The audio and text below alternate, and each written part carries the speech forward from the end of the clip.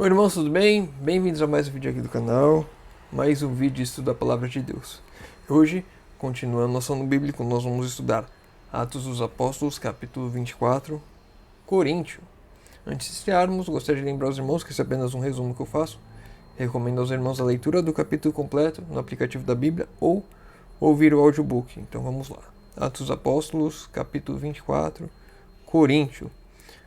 Foi em uma das principais cidades, não somente da Grécia, mas Coríntio foi uma das principais cidades, não somente da Grécia, mas do mundo. Gregos, judeus e romanos, juntamente com viajantes de todas as terras, apinhavam-se nas suas ruas, intensamente entregues às atividades e aos prazeres. Então aqui nós já vemos uma característica das cidades, até para reforçar mais uma vez o quanto nos é importante sairmos das cidades. As pessoas estavam se aglomerando nas cidades, se apinhando nas cidades, entregues às suas atividades e aos seus prazeres. Pessoas que estavam distraídas com aquilo que era importante de fato. Pessoas que não buscavam a Deus por conta de estarem inseridas na cidade, por conta das coisas da cidade, que entorpecia as suas mentes. Logo no início de seu trabalho, este ponto de sua viagem, Paulo viu que todos os lados seriam obstáculos ao progresso de sua obra. Todos os lados seriam obstáculos do progresso da sua obra. Todas as coisas da cidade seriam obstáculos para que a obra avançasse. Seriam dificuldades, seriam lutas. Se eu e você estamos inseridos na cidade, temos essas lutas, não só no avanço da obra, mas na nossa própria santificação, na nossa própria luta contra o eu. A cidade estava quase inteiramente entregue à idolatria. Vênus era a divindade favorita, e com a adoração de Vênus estava relacionado muitos ritos e cerimônias degradantes. Os coríntios tinham se tornado notáveis, mesmo entre os pagãos, por sua grosseira imoralidade. Pessoas completamente imorais por conta da idolatria. E hoje o que mais vemos é justamente essa idolatria, esse culto às coisas deste mundo. Não necessariamente agora os deuses pagãos em forma de estátuas e de pedra, bronze e ouro, mas em forma das atividades, em forma de objetos, em forma de um celular, uma televisão, alguma coisa do mundo, as atividades prazerosas daqui deste mundo. Essas coisas se tornaram os nossos deuses de hoje em dia, substituindo aos postes, aos ídolos, às estátuas. E isso cada vez mais vai tornando o mundo imoral, pagão. A imoralidade começa a aflorar. Hoje que nós vemos, só de olhar à nossa volta, exatamente só essas tristezas acontecendo. Cada dia mais uma desgraça diferente acontecendo, coisas que nós nem imaginávamos que pudesse ser possível acontecendo nos dias de hoje. Parecia que sua preocupação ou cuidado não ia além dos prazeres e passatempos do momento. Os cuidados das pessoas não iam além dos seus prazeres e passatempos do momento. Parece que nós estamos pegando a Coríntio de antigamente e colocando nos nossos dias hoje o que nós vemos na nossa realidade.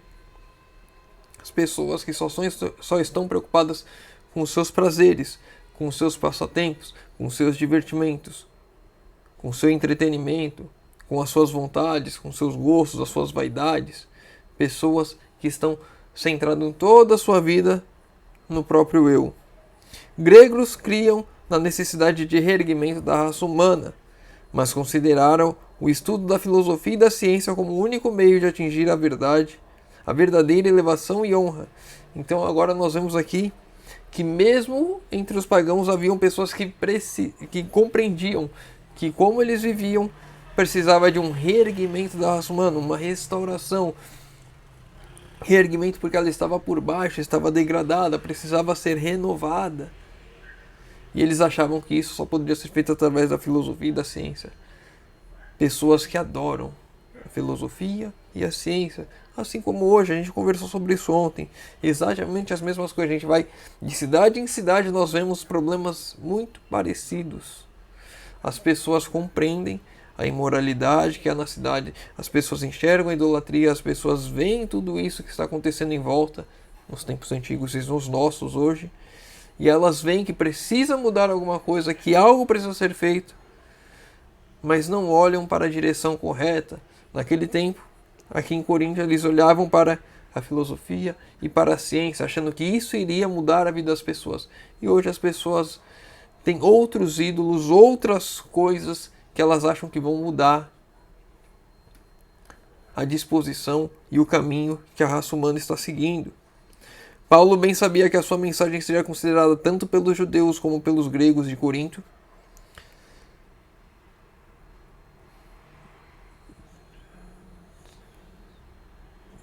Paulo bem sabia que sua mensagem seria considerada tanto pelos judeus como pelos gregos de Corinto.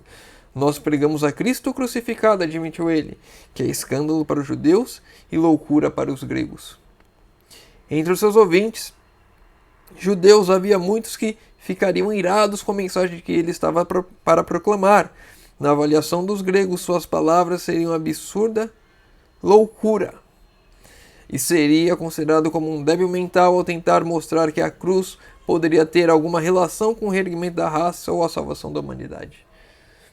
E de fato, se olharmos para Deus encarnado, Deus em carne, Deus vivendo uma vida como ser humano, Deus sofrendo aqui na nossa terra, sendo humilhado, desprezado, morto da forma mais indigna possível para reerguer a raça humana, isso é loucura, devido nós estarmos centrados no nosso eu. Mas quando nós compreendemos que isso é o amor de Deus demonstrado por nós, e o amor de Deus é que irá nos reerguer, nos transformar, vai nos motivar a permitir abrir a porta para que o Espírito Santo faça aquilo que nós não podemos fazer, então nós compreendemos que de fato não é uma loucura, porque nós estamos olhando agora através da lente de Deus e não das lentes humanas. Através dos olhos humanos, tudo aquilo que Cristo passou é uma loucura.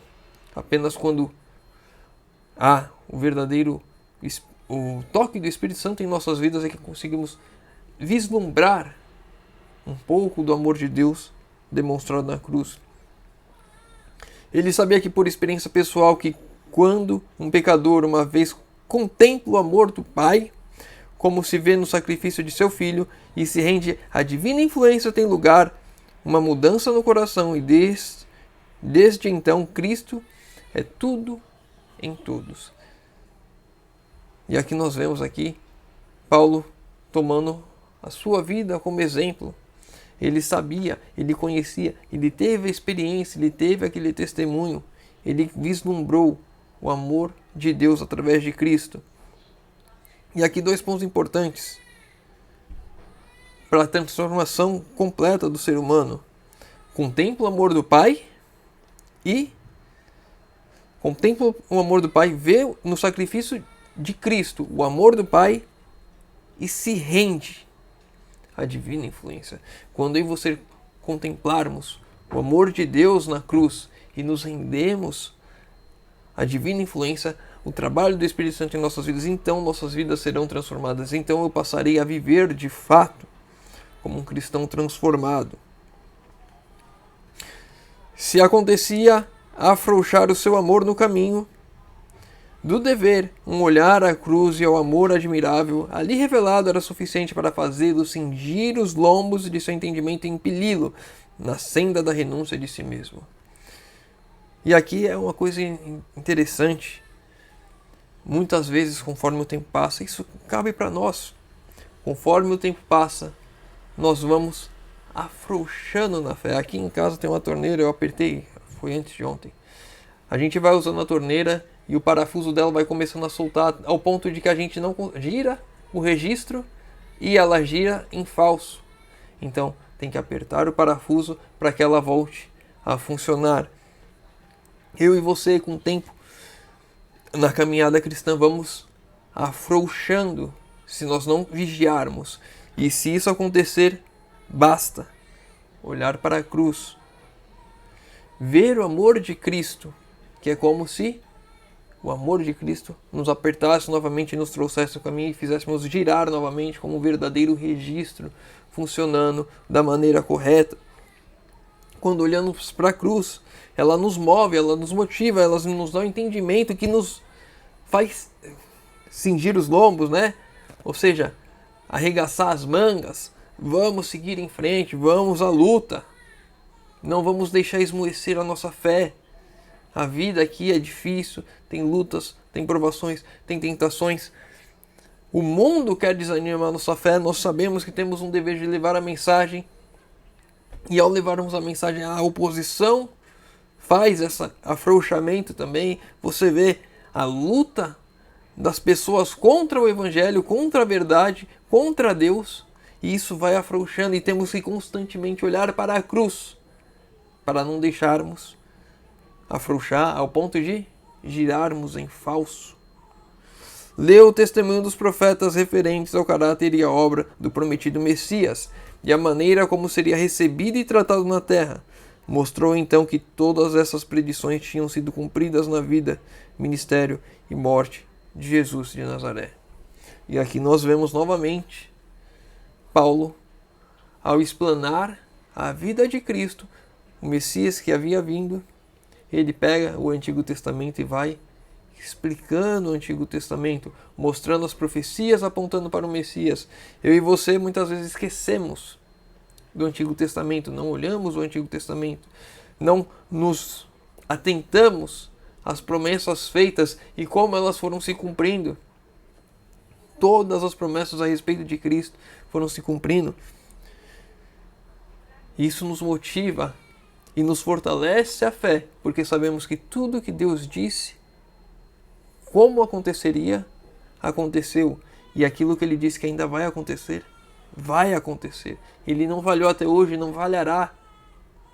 Então, é mais um motivo para estudarmos o Antigo Testamento, para vermos e fortalecermos a nossa fé no que está por vir. Recriminou-lhes o mundanismo, o amor, a posição, títulos, ostentação e seu normal egoísmo.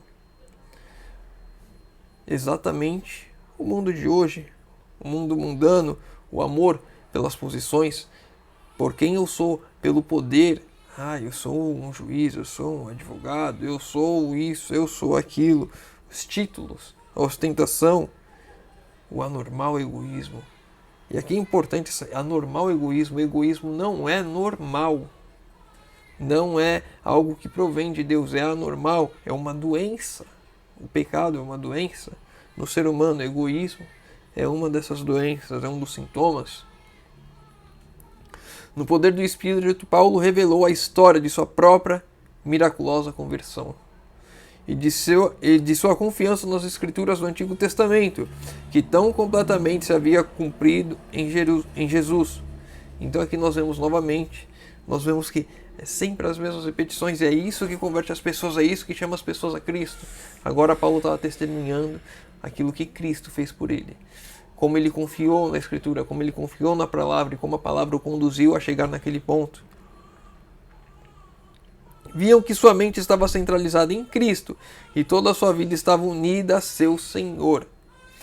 Tão impressivas foram suas palavras que somente os que estavam cheios do mais amargo ódio contra a religião cristã não se deixaram mover por elas. Então, sua mente estava centralizada em Cristo.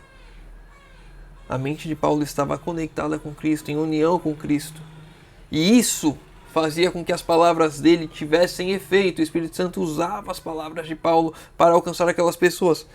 E só quem não era alcançado eram as pessoas que estavam cheias do mais amargo ódio pela religião cristã. Pessoas que tinham total aversão a Cristo. Por quê? Porque não conseguiam enxergar a Cristo como Deus, não conseguiam aceitar o fato de eles, judeus, terem crucificado a Cristo. Enfim, o ódio que eles nutriam muitas vezes por Cristo, as palavras de Cristo serem contra aquela vida que eles viviam, centradas em obras, centradas no eu, centradas em posições, exatamente o que nós vimos aqui no verso anterior. As pessoas sentadas em posições, querendo aparecer um mais que o outro, querendo um cada ser maior que o outro. Quando Cristo nos ensinou que aquele que de fato será o primeiro será o servo aqui. Paulo e seus companheiros pregaram a Cristo como o Salvador da raça caída, evitando o arrazoado, complicado e sutil. Os mensageiros da cruz demoraram-se nos atributos do Criador do mundo, o Supremo Governador do Universo, coração inflamado com o amor de Deus e de seu Filho. Eles apelavam aos pagãos para contemplar o infinito sacrifício feito em favor do homem. E aqui um ponto importante. Evitando os arrazoados, complicados e sutis. Eles foram bem simples na mensagem, foram diretos na mensagem, fizeram um apelo apontando exatamente para a direção, mostrando aquilo que a gente... Acho que se você ler o capítulo completo, você vai ver aquela questão, ou se você ler em 1 Coríntios mesmo, nos 3 primeiros capítulos, um dos 3, fala sobre isso, de que primeiro deve se alimentar com leite, como um bebê, e depois vai crescendo. Ou seja, primeiro aqui ele entrega o simples, a base, o fundamento da religião cristã, que é Cristo. O fundamento da nossa fé, Cristo. E depois, essas questões mais difíceis, complicadas e sutis, a gente vai crescendo em graça com Cristo, vai aprendendo isso aos poucos, mas a base é Cristo. E ele entregou isso a eles, ele apontou e mostrou isso a eles. Foi com o senso de responsabilidade que sobre eles repousava, que apresentaram a verdade como é em Jesus, límpida, clara, decidida, e decidida foi a mensagem. Um cheiro de vida para a vida ou de morte para a morte. A mensagem de Cristo, o fundamento da nossa fé. Ela é cheiro de vida para a vida ou de morte para a morte. Aqueles que aceitam, aqueles que desejam, aqueles que buscam é vida. E aqueles que rejeitam é a morte. Uma mensagem límpida, clara e decidida. Uma mensagem simples e direta, de fácil entendimento. E não apenas suas palavras, mas em sua vida diária era o Evangelho revelado. Em sua vida diária era o Evangelho revelado. Será que as nossas vidas têm revelado o Evangelho? Será que nós pregamos a Cristo de forma simples, direta, que é o fundamento da nossa fé, o fundamento de qualquer um que se entrega a Cristo, que se entrega a Deus, é Cristo? Será que estamos pregando e vivendo exatamente dessa forma? Será que minha vida revela o Evangelho? Minha vida já é uma pregação do Evangelho? Anjos cooperavam com eles, e a graça e poder de Deus eram vistos na conversão de muitos. Quando a minha vida for uma pregação da mensagem verdadeiramente, então as pessoas ao meu redor irão se converter. Elas irão ver o testemunho. De fato, ele vive aquilo que ele prega. De fato, ele acredita nisso. E agora ele fala com tanto amor. Ele fala com tanta convicção. Ele fala com tanta certeza. Que é impossível eu não acreditar também. Ou rejeitar completamente. Não aceito isso. Eu não quero isso para mim. Mas haverá muitas conversões através da nossa vida, servindo como testemunho. Bom, já estamos 18 minutos. Eu não sei se dá para ver, mas um bebê está chorando, o outro está dormindo aqui no meu colo, então eu vou encerrar por aqui. Se o irmão ficou com alguma dúvida, deixa nos comentários. Se o irmão leu o capítulo completo, tem algum outro ponto que queira comentar, deixa nos comentários. Pede de oração nos comentários que eu vou estar orando por todos. Convido os irmãos que puderem fechar os olhos para falarmos com Deus. Senhor Deus, Pai amado, obrigado, Senhor, porque mais uma vez temos a oportunidade de abrir a Tua Palavra e de estudar. Pai querido, te pedimos, Senhor, por favor, venha trabalhar em nossas vidas, Senhor, que possamos, através das nossas vidas, sermos um testemunho verdadeiro, simples e direto, revelando o amor de Cristo em nossas vidas, Senhor amado. Nos ajude nesse processo, Senhor. Te pedimos isso em nome de Jesus. Amém. Meu irmão, fica com Deus. Que Deus te abençoe.